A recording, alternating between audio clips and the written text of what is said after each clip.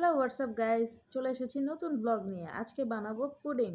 প্রথমে 1 লিটার দুধ আমরা সুন্দর মতো এখানে বয়ল করে নিচ্ছি। এটাকে শুকিয়ে অর্ধেক করে নিতে হবে। তার জন্যই মিডিয়াম আঁচে এটাকে জাল করছি। তারপর এতে অ্যাড করব 4টা ডিম। ডিমগুলো কি সুন্দর।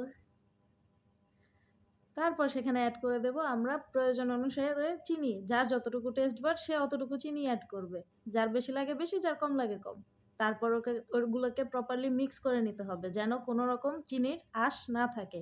সুন্দর মতো ঘূর্ণিঝড়ের মতো মিক্স করে যেতে হবে যেন কোনো রকম চিনি জমে না থাকে। তাহলে কিন্তু পরে পুডিং জমবে না।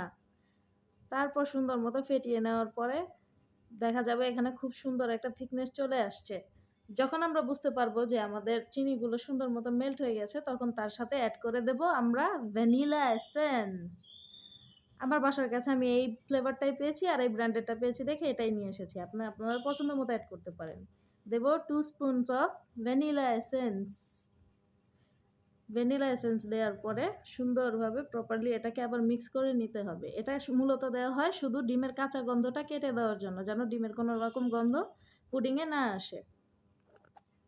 তারপর আমরা যে দুধটাকে গরম করে অর্ধেক করে নিয়েছিলাম সেটাকে ভালো মতো নেড়ে চেড়ে ঠান্ডা করে নিতে হবে। এটা যদি গরম হয় তাহলে সেক্ষেত্রে দেখা যাবে দুধ আর ডিম একসাথে অ্যাড করলে ডিমটা জমে যাবে। আমার মিশিয়ে রাখা ডিমের মধ্যে দুধটা সুন্দর করে ঢেলে দিলাম। ঢেলে দেওয়ার পরে ওহ কি সুন্দর লাগছে দেখতে। আহা কি সুন্দর। সেটাকে সুন্দর মতো নেড়ে চেড়ে উপর নিচে ডানে বামে পূর্বে পশ্চিমে উত্তরে দক্ষিণে যেদিকে পারেন সুন্দর মতো মিক্স করে নেবেন যাতে এটা কোনো রকম কোনো ঝামেলা না থাকে। আর উপরে যে ছোট ছোট কালো কালো দেখতে পাচ্ছেন ওগুলো হচ্ছেই। এখন এটা হচ্ছে আমি শুরুতে একটা চিনি ক্যারামেল করে রেখেছিলাম যেটা আমার ডিমের পুডিংয়ের সুন্দর একটা লুক নিয়ে আসবে। এখন সেই ক্যারামেলের মধ্যে সুন্দর করে আমরা আমাদের সেই মিশিয়ে রাখা দুধ আর ডিমের মিশ্রণটাকে ঢেলে দিলাম। তারপর এটাকে এখন নিয়ে যাব পুডিং বানাতে। এই যে আমি দেখতে পাচ্ছেন চুলা আগে থেকে একটা কড়াই বসিয়ে তার মধ্যে একটি টিস্যু বসিয়ে দিয়েছি যেন আমার পুডিংয়ের নিচে পানিটা শুকিয়ে যাওয়ার পরেও না পুড়ে যায়। সেটার উপরে বসিয়ে দিলাম সুন্দর মতো আমার পুডিং।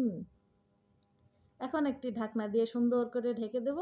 এখন আমার এটা যেন কোনো রকম ভাপ স্টিমটা যেন বাহিরে বের না হয় এবং আমার এটা নড়াচড়া না করে, তাই একটা ভারী জিনিস এটার উপরে দিয়ে দিলাম যেন কোনো রকম নড়াচড়া এটা না করতে পারে। খুব বেশি নড়াচড়া করে তো তাই দেওয়া লাগে। 40 মিনিট পর আমি একটি চাকু ঢুকিয়ে দেখলাম। আমার চাকু যখন দেখেছি ক্লিয়ার, দ্যাটস মিন আমার পুডিং হয়ে গেছে, রেডি। এখন এটাকে সুন্দর করে সাইড থেকে কেটে কেটে ডিমোল্ড করে নেব যেন কোনো রকম কোনো প্রবলেম না হয়। এটা যদি এভাবে ডিমোল্ড না করা হয় সেক্ষেত্রে দেখা যাবে আমাদের পুডিংটা ওটা থেকে ছুটে প্লেটে আসবে না, সেটা প্রবলেম হবে। তারপরে হচ্ছে ফাইনাল লুক আমার পুডিংয়ের। কি গর্জিয়াস, পুরো একদম হট হট সেক্সি একটা পুডিং আপনাদের সামনে নিয়ে চলে এসেছি বন্ধুগণ। এখন পুডিং তো বানালে হবে না, এটাকে টেস্ট করে এটা একটা রিভিউ দিতে হবে। এই যে এসে পড়েছে আমাদের আপা পুডিং এর টেস্ট করে তার রিভিউ দিতে। কি বানাইছে গা, এক্সের মজা, জব্বর হইছে।